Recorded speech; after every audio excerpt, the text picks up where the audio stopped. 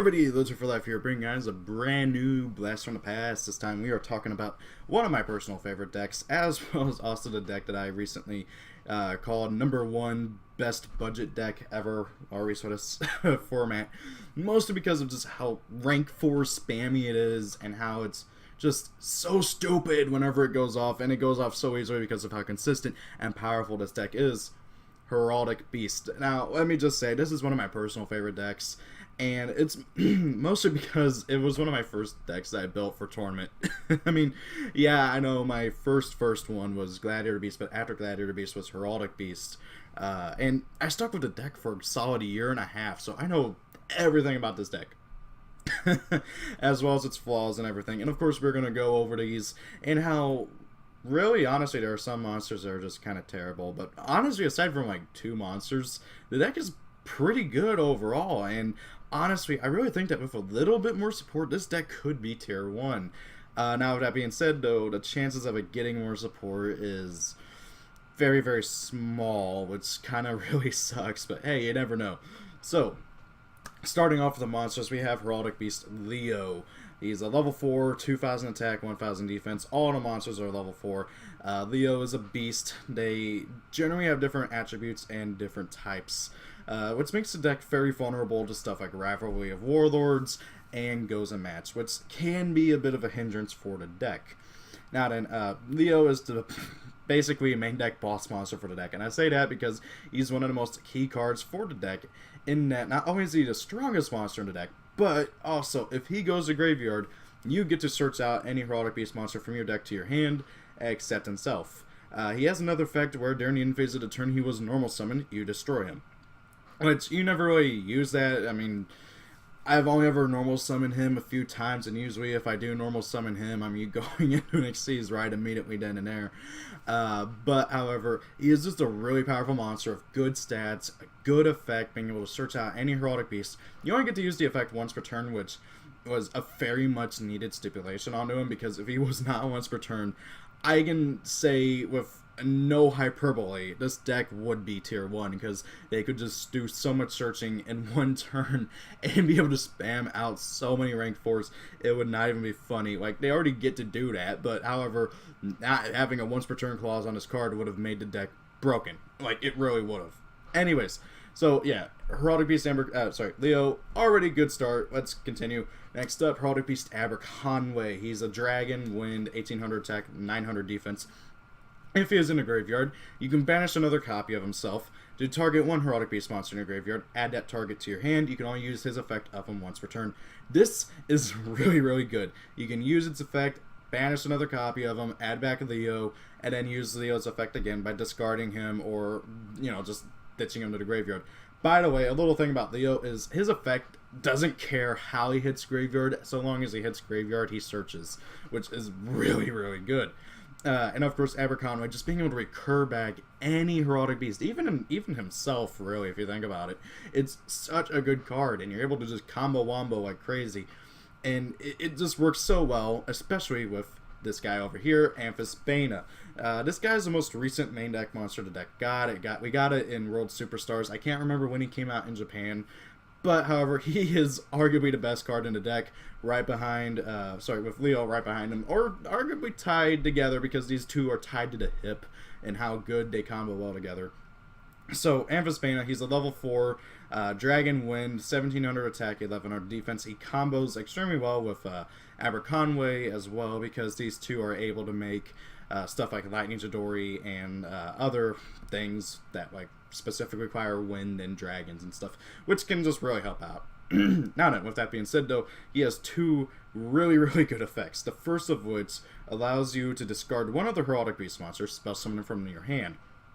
That effect is not once per turn, so if you have multiples of him in your hand, you can just keep doing it. And by the way, you want your Heraldic Beasts in the graveyard. So this really helps out with getting stuff in the graveyard. You can discard a Leo, special summon him, search off a Leo, normal summon overlay, and then just go off from there. He has another effect where once per turn you can discard a Heraldic Beast monster from your hand. This card gains 800 attack into the end phase. That just helps filling the graveyard with Heraldic Beasts. as well as also helps with going for an OTK, because he jumps up to 2500 if my math is correct. Which is pretty powerful for a level 4, especially if you discard like a Leo search, or you discard Amber Conway, and then, oh hey, look at that, I can grab back a dude with Amber Conway's effect. Really, really, really good. Next up is Heraldic Beast Twin-Headed Eagle. This is one of my personal favorite cards in the deck because of just how many funny shenanigans you can do with Twin-Headed Eagle. So, Twin-Headed Eagle is a winged beast to wind, level 4, 1200 attack, 1400 defense. You can banish this card from your graveyard to target one face-up XYZ monster you control with no XYZ materials, and 2 Heraldic Beast monsters in your graveyard. Attach those monsters from the graveyard to that face-up XYZ monster. As XYZ materials, you can only use the effect of Twin-Headed Eagle once per turn. So what this allows you to do is this allows you to reuse your rank 4, your Xyz's effects multiple times. And this guy has a lot of funny shenanigans with 101 and especially Dark Rebellion Xyz Dragon. So as you guys know, 101, oh hey, you detach 2, you absorb something. You can save himself from by detaching 1. So basically what that does is, oh hey, you save 101 with his effect. Next turn, use Twin-Headed Eagle's effect, put 2 more dudes on him, use his effect again, absorb something. Really, really, really good. That being said, it combos even better with Dark Rebellion, because Dark Rebellion's effect is not once per turn. Like, nobody notices that, like, ever. And so for those who don't know, Dark Rebellion Xyz Dragon says you can detach 2 Xyz materials from this card, target 1 monster your opponent controls, half its attack points, and Dark Rebellion gains attack equal to the amount halved. So it's really, really powerful because you can half 2 monsters' attack points that turn and have Dark Rebellion gain a crap ton of attack power. I can't even tell you how many times where that combo has won me games in Heraldic Beasts. It's such a dirty combo, and nobody ever notices that Dark Rebellion's effect is not once per turn. It's designed to kind of be inherently once per turn because it uses both overlay materials, but that doesn't matter when you have Twin-Headed Eagle, who can just attach 2 more onto him right then and there. Really good effect, really good monster. I don't really care for the stat line too much, which really, honestly, aside from these 3 over here, the stat lines on these guys do not matter because you just go into Xyz monsters. The only reason why these guys' stats do matter is because these guys you actually do use as monsters for attacking and stuff from time to time. But with that being said, from here on out, you pretty much never summon these guys except to make an Xyz monster. Next up is Unicorn, a card that used to be terrible in the deck until we got Patriarchy over here. Well, Patriarch. So basically what Unicorn does is he's a beast light, 1100 attack, 1600 defense, terrible stat line, really, but again, it doesn't matter. You can banish this card from your graveyard to target 1 psychic type Xyz monster in your graveyard, special summon it. Its effects are negated. You can only use the effect of Unicorn once per turn. So now, why was this guy terrible before Patriarch came out? Really, honestly, the only psychic Xyz monsters in the game at the time. Keep in mind, when he came out, we only had Genome Heritage over here and Heraldry Crest. Okay, we didn't get Crest of Horror until later, and I think the only other psychic type Xyz monster in the game at the time when Unicorn came out was Master of Blades. And Master of Blades is a rank 7, this deck can't go into rank 7s, so really, honestly, it doesn't matter. Not to mention your monster's effects are negated, which really, really hinders Genome Heritage and Heraldry Crest, both of which are great Xyz monsters, which we will get to here shortly. But, however, their effects are negated. So, really, the only feasible idea you could do with it is bring back Heraldry Crest, and then when Crest of Horror came out, which he came out before we got Patriarch, if I remember correctly, you could just overlay right then and there, which isn't actually that bad of a combo, but even then, it wasn't worth it. Now, why does he combo so well with Patriarch, you may be wondering? So, I'm going to go ahead and cover Patriarch here and now. Patriarch is a rank 4, 2200 by 2200 Psychic Light Xyz monster. He needs 2 level 4s to go into, so he's completely generic. During Evil Player's turn, if there are 2 or more monsters on the field with the same name, you can detach 1 Xyz material from this card, choose one of those monsters that have the same name, and destroy all other monsters on the field with the same name. While this card is face up on the field, your opponent cannot summon another monster of the same name as that target. If this card is sent to the graveyard, you can send 2 Heraldic Beast monsters from your deck to the graveyard. So his first effect is kind of irrelevant, but combos well with Genome Heritage and Heraldry Crest. His second effect is the key one, because that effect triggers even if he has its effects on field negated, like for instance for Unicorn's effect. So therefore, you can just bring him back with good old Unicorn, and just keep on sending 2 dudes to the graveyard. Like, generally speaking, what the deck tries to do first turn is make Patriarch with Rafflesia, which is a really good field, because if Patriarch dies, you get to send 2 Heraldic Beasts to the graveyard. That fills your spell cards, which we will get to as soon as we get third of monsters. And also, of course, you can send like Leo, you can send Unicorn. As you can see, a lot of these guys have engrave effects, so it just allows you to do so much more. Really good cards here, and they combo just so perfectly well together. It's like a match made in heaven. Next up is Heraldic Beast Eel. He is not too terrible, but he has issues. Okay, so Heraldic Beast Eel, he's a Beast Earth, 1,000 attack, 1,800 defense. Again, the stats on these guys really do not matter from here on out. If you control 2 or more Heraldic Beast monsters, you can spell summon this card from your hand.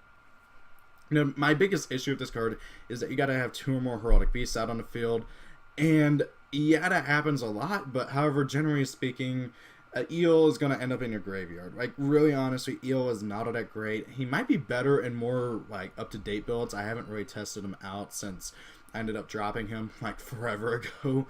I might have to try him out again, but he just isn't really all that great, because you need 2 or more Heraldic Beast monsters on the field and in your control, so it can be a bit difficult to get that effect. If it was just 1 Heraldic Beast, oh my god, this guy'd be an instant staple at 3. But honestly, he's very meh. Like, it really depends on your build of Heraldic Beast and how pure you want to go with the deck. Next up is a card that was great in the anime, but terrible in real life. Heraldic Beast Burner's Falcon. This is one of the original Heraldic Beasts that came out. If my memory is correct, the first wave of Heraldic Beasts was Burner's Falcon, Basilisk, Eel, Trinity Eagle, and Amber Conway. So when they first came out, that's all we had. Now then, what does Burner's Falcon do? Well, he's a winged beast, he's a wind, 1,000 attack, 1,600 defense. This is one of the worst ones. When this card is summoned, you can make all face-up level 5 or higher monsters you currently control become level 4. That effect has nothing to do with the archetype. I mean, I get what they were trying to do is that, oh hey, when they first came out, and considering how this deck actually has a pretty low monster count for most sexual era decks, or I say most as in like villain decks.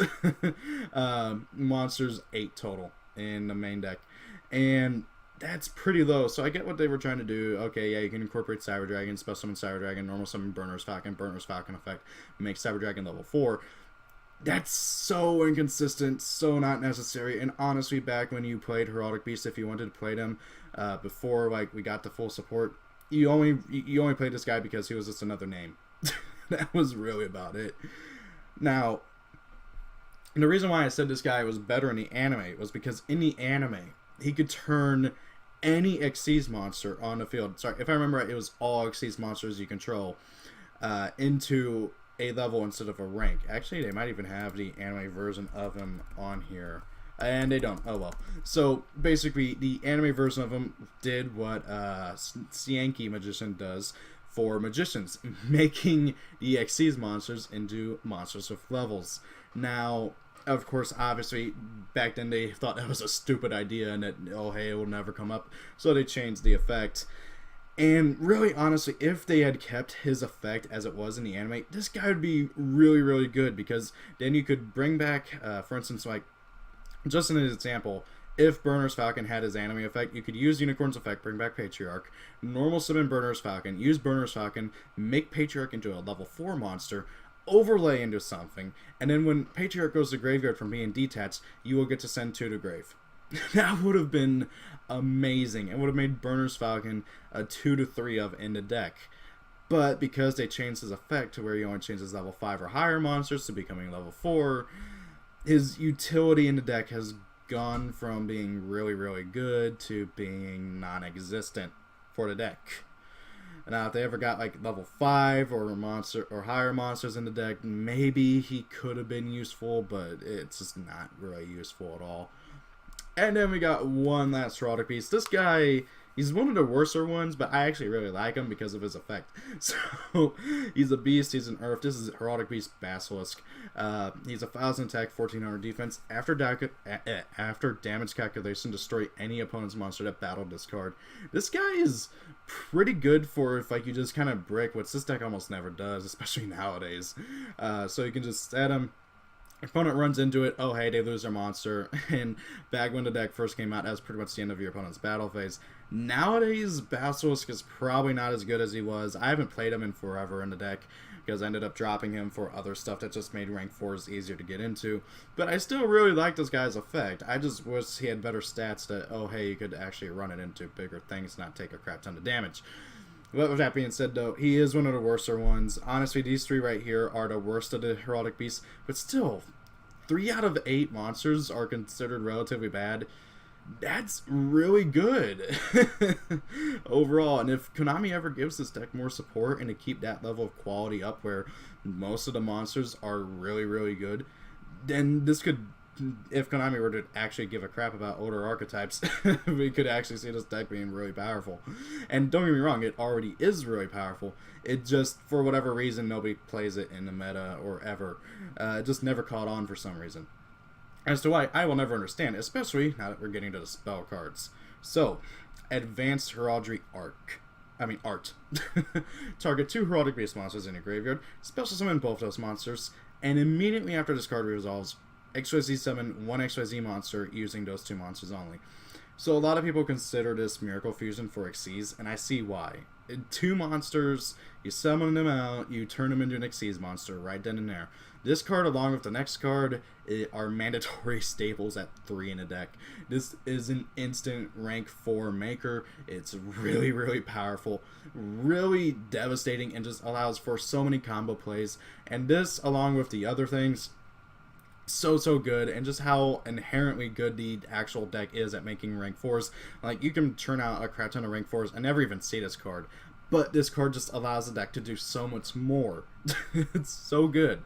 And then we got Heraldry Reborn. It's literally Monster Reborn for Heraldic Beasts. Like, literally, almost verbatim, except it's not in either player's graveyard. It's gotta be yours. But still, it's Monster Reborn. So, they got 2 Monster Reborns in Archetype. That is stupid. You don't see this kind of level of stuff in like any other archetype.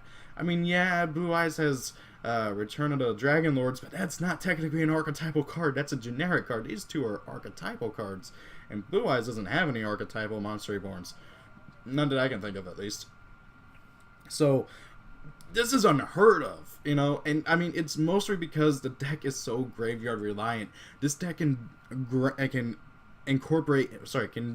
do the grind game forever, just about, because of how much it heavily relies on a graveyard. The graveyard is like a second deck for it, which is just really, really absurd because of how much it relies on it. Not to mention the fact that you can incorporate the Perform Mages and the Star Seraphs into this deck to make it even more consistent.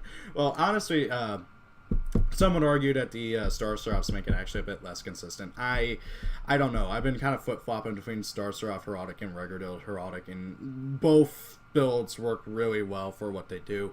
But, however, it's really a toss-up between personal preference as to which is better. That being said, though, Heraldics on themselves work so well. I mean, now the Perform Mages help out a lot because Trick Clown and... what was it called? The Hat Tricker. That's what he's called. Just help out for making rank 4 so much, because Hat Tricker is basically Eel, but better. Because it also counts your opponent's monsters.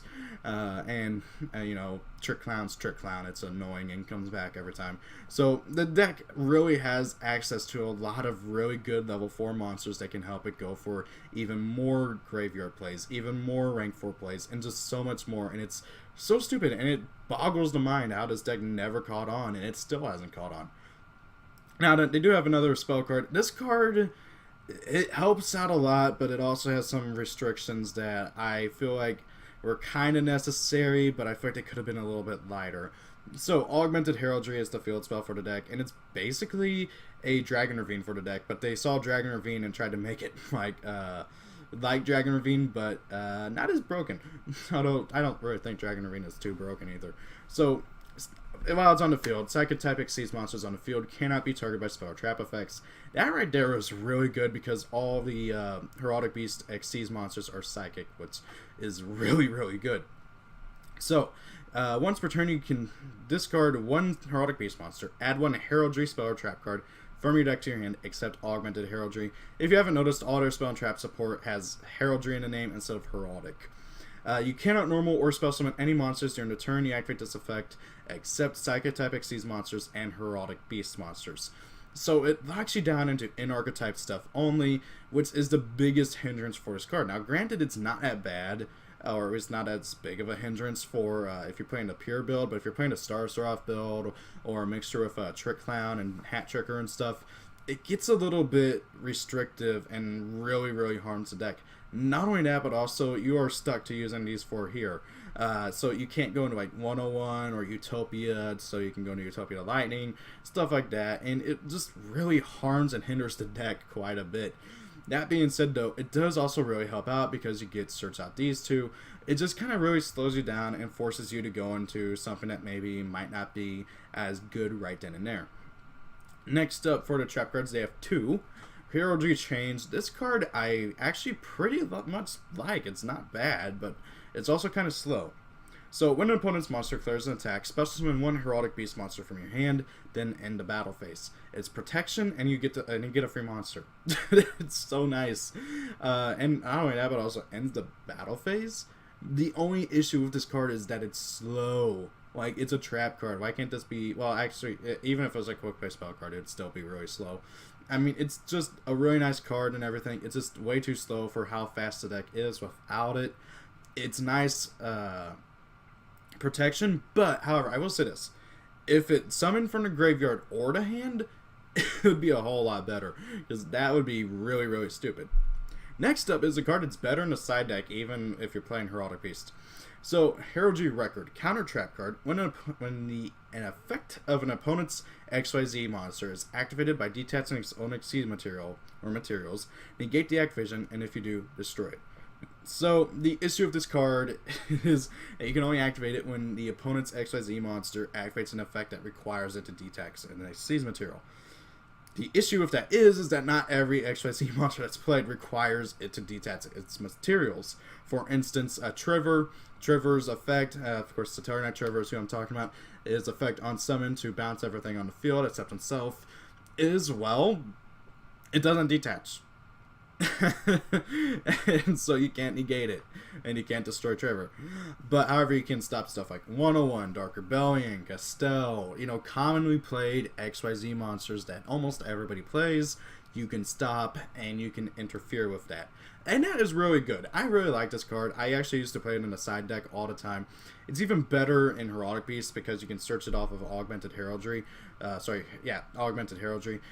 So it's not a bad card. It just is a little bit very restrictive. Now, if it was any XYZ monster, you just activate it, negate its effects, and destroy it, that would have been a lot better. But, however, we got what we got. And it's still not even that bad as it is. Now then, as I already said, they have 4 extract monsters. We already covered Plaincoat, Patriarchy, whatever you want to call them. Patriarch, as I already said, is one of the best monsters in the deck, especially for just being able to fill up the graveyard. So next up is my personal favorite and one of the best rank 4s in the game. If this guy was generic, I can guarantee you everybody will be playing at least one in their decks. So he is a rank 4, 2400 attack, 1800 defense, really good stats right off the bat. He's a Psychic Light.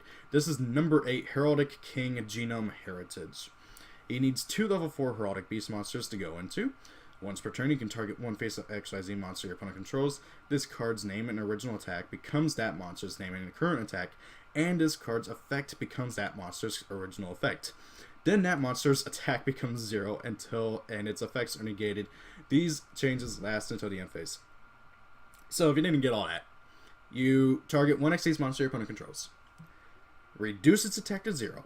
Negate its effects. Genome becomes that monster in terms of its attack, its effects, and its name. And you get to do this all for free without detaching. What? Now, this is a huge boost from its anime version, because in the anime, Genome Heritage, actually you only got one of those effects, and you had to detach season material, which is really, really stupid. Granted, I believe it was during Ivar's turn in the anime, so it was actually kind of better, but also not very much. Like, they buffed it hugely whenever it actually came out, but at the cost of losing it during Ivar's turn effect. Still though, this is one of the best rank 4s in the game, and is one of the reasons why I feel like this deck is so powerful, because, oh hey, you make this guy, you target your opponent's Titanic Galaxy, reduce its attack to 0, this guy becomes 3k, and it gains its effects until the end of the turn. Now, obviously, it really depends, the power of it really depends on like what you're targeting, what you're detaching and everything. Obviously, it's like best to go for things like Cyber Dragon Infinity after you've baited out its effect, which isn't too hard. And, you know, you got all these other really powerful rank, anything, Xyz monsters that you can't go into that you will just steal the effects of.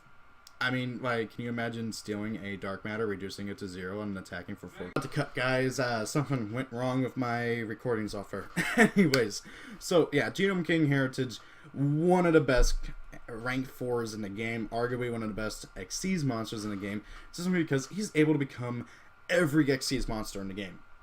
Which, I don't know about you guys, but that's some versatility right there. Next up is number 69. Haha, jokes, get your laughter out of the way. Heraldry Crest. This is the, quote, boss monster of the deck. I say, quote, boss monster because this was the guy that this is the monster that the guy who plays this deck in the anime was hyping up to an extreme in his final duel of Yuya. So, for a final boss monster for the main villain of the first arc, or at least for the like main secondary villain, I don't know, it was either this guy or Dr. Faker who was the main villain. I really was not paying half much attention in Zexal, but Crest was being hyped up and everything. And for what he does, he's not bad. He's basically a better version of Genome Heritage, or kind of a better version. Like, you could really make an argument that he is and kind of isn't. So, he needs 3 level 4s to go into. He's a 2600, 14 defense, Psychic with Light Xyz monster. As I already said, he needs 3 level 4s to go into. When he is special summoned, so even if he comes out like they're called Haunted or something, negate the effects of all other face-up XYZ monsters currently on the field. You can target one other face-up XYZ monster in the field until the end phase. This card's name and original effect become the same as that monster. You can only use this effect of number 69, Heraldry Crest, once per turn. So he is kind of a better version than Genome Heritage. I say kind of because he doesn't drop the opponent's monster to 0. He still gains the effect. He has 1 extra Xyz material, and also his attack is better. But he does not drop the opponent's monster to 0, and he does not become their attack power. So it's really a big toss-up between who is better. Also, this guy does require 1 more monster, which the deck can do very easily. Like, this deck is as good as Star Seraphs in terms of going into monsters that need 3 level 4s. With that being said, though, what really makes this guy really, really powerful is that first effect just coming out and negating everything, like right then and there. Not only that, but also being able to steal everything is just really, really, really good. I mean, you go into this guy, you just negate everything. Let's say your opponent has like a, let's say you're going against Blue Eyes and they have a Titanic Galaxy, trying to think of something else that they usually play, I don't know, Cypher Dragon, stuff like that. You can summon this guy and negate everybody's effects, which, by the way, that's permanent. You can then use his effect, target, like, I don't know, that Cypher Dragon, then he becomes Cypher Dragon, then you can use Cypher Dragon, his effect, to steal your opponent's, like, I don't know, Titanic Galaxy or Cypher Dragon, and Kamikaze, and hey, look at that, your opponent lost both their monsters. And that's just one hypothetical situation where it's pretty good. But however, anytime that your opponent has a flood of XYZ monsters out, he's really good, and it happens on summon. So if your opponent doesn't negate it, or your opponent doesn't negate his summon, or negate his effect, it's going to happen, which is really, really good. So even if your opponent like bottomlesses it or tarantulas it, it still happens. Very, very powerful. Now then, he also has a Chaos form, and to my knowledge, he's one of the first Chaos Xyz monsters to pop up in the anime. So number C69, Heraldry Crest of Horror. He's a 4K. That's a huge attack boost from 26. Psychic Light, Xyz monster, 1800 defense, 4 level 5s. That's never going to happen, let's face it. When an opponent's monster declares an attack, you can destroy all cards your opponent controls. Yeah, that's the first line of text, and that's not even the effect he gets if you have number 69 under him. I remember when he came out, a lot of people were trying to hype him up because I believe he came out in the same set as, he either came out in the same set as Artifacts or the set prior. And so everybody was hyping him up because artifacts could go into him relatively easily, especially if you were playing like turbo artifacts and standard artifacts. They could make this guy very easily. And at first effect, and there was other ways to get him out, but he never really saw much play. And heck, even in the actual deck, unless you're playing a rank up build of it, which I do actually really recommend because the rank up build is really, really good. But considering how many rank 4s we've gotten over the past like year or two that are just super good, it's a really toss-up between which is better, is between the rank up and the standard build. Now, this guy, we haven't even gotten to his main effect, and he's already stupid good. He's 4K, he protects your other monsters because, hey, if your opponent's monster declares an attack, just nuke your opponent's board. Your opponent will never attack while this guy is out on field. Now then, his main effect that you only get if you have if you have regular 69 underneath him, is once per turn you can detach one XYZ material from this card. Then target one face-up XYZ monster your opponent controls. This card gains original attack, that monster's original attack, and if it gains attack this way, this card's name becomes that monster's, and it gains that monster's effect, or original effect. These effects last until the end phase. So, unlike regular 69 and number 8, he does need to detach for his effect and attack gaining effect. Granted, though, that's still really good. He's a 4K beatstick, and he's going to have 4 materials, so you don't really care too much. Not only that, but also he gains the attack power. This guy can OTK by himself because he's 4K. You use his effect. You target, like, let's say, again, in the Blue Eyes matchup, you target, I don't know, a Cypher Dragon. He jumps up to 7,000, and then, like, you activate Advanced Heraldry Art, bring out Genome Heritage. Use Genome Heritage's effect, targeting that same Cypher Dragon, dropping him down to 0, and then Genome Heritage gains that monster's effects and everything. And then, oh, hey, look at that, you can put out, oh, I don't know, 10,000 damage in one turn. I have seen so many OTKs with Crest of Horror that it's not even funny. This thing is stupid powerful, and I love it. This is the epitome of a bad guy archetype because, well, it was used by a villain, which is just really, really awesome. Now, they have 4 cards from the anime that we never got. There are also the anime versions of these monsters on YgoPro, but I don't feel like covering crappy versions of the cards we did get because, like, I think, like, Leo has a completely different effect in the anime. What was it? Whoops, and I can't spell for crap. I still can't spell for crap. Oh, yeah, the anime version of Leo, it just has some attack negating, attack lowering effect, and it can't be normal summoned, which is silly. So yeah, as you can see, these monsters got huge buffs from the anime, with the exception of Burner's Falcon, who got worse. So they do have 4 cards from the anime that we have not gotten yet, and they're pretty good cards, but they're all equipped cards except for the trap card, which I think is pretty good. So the 2 spell cards that we haven't gotten yet are Heraldry Blast and Heraldry Curse, both are equipped cards. Heraldry Blast, when the equipped monster is destroyed, inflict damage to its controller equal to half of its attack power. So obviously you equip it onto an opponent's monster, you destroy it, and then you do damage to your opponent. It's okay. By the way, all the cards that we haven't gotten are all burn focus. I'm not even joking about that. They all do burn damage. Next up is Heraldry Curse. You can only equip it to a Heraldic monster. Once per turn, you can inflict 300 damage to both players for each face-up monster in the field. Okay. Heraldry Burst. It's a trap card. During the battle phase, return all cards in your opponent's spell and trap card zone to their hand and in the battle phase. Then, during the end phase of this turn, inflict 500 damage to your opponent for each card returned. So you can do a maximum of 2,500 damage. Honestly, out of all these, this is probably the best. And then we got Heraldry Catastrophe. This card was actually given to, I believe his name was Trey. He's the guy who plays Chronomalies, which we might cover in a future episode. And this card was used by him, but it was given to him by the guy who plays Heraldic Beast. So you activate this card by targeting one face-up monster your opponent currently controls that you own. During the end of this turn, if your opponent still controls that monster, destroy any number of other face-up monsters your opponent controls whose attack is less than or equal to that target's attack power. And if you do, inflict damage to your opponent equal to the combined attack of the destroyed monsters. So Basically, the idea of this is you activate creature swap, you give your opponent a monster, preferably one with a stupid high attack power, and then you activate this, you target that monster, and then all other monsters your opponent controls with attack less than that monster that you targeted get destroyed, and they take damage equal to the combined power of the damage. This just smells of OTK and FTK. Now, that being said, these two are clearly better, especially Burst. This is just better in general, and Catastrophe just smells of OTK, FTKs. And then you got like Curse and Blast, and neither of them are really all that great. So, what does this deck need? First and foremost, it needs more monsters, okay? Like, really, in all honesty, I feel like it needs 3 more monsters to make up for these 3 crappy ones. Even though I do like Basilisk, it's honestly not all that great.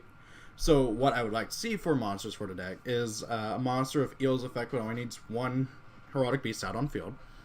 And I'd like to see a monster of Burner's Falcon's anime effect where once per turn you can target next season monster you control, treat it as a level equal to its rank or something. That would be really, really good. As for the third monster that I'd like to see, I don't know, anything with like a revival effect by, I don't know, banishing a Heraldic Beast in your graveyard.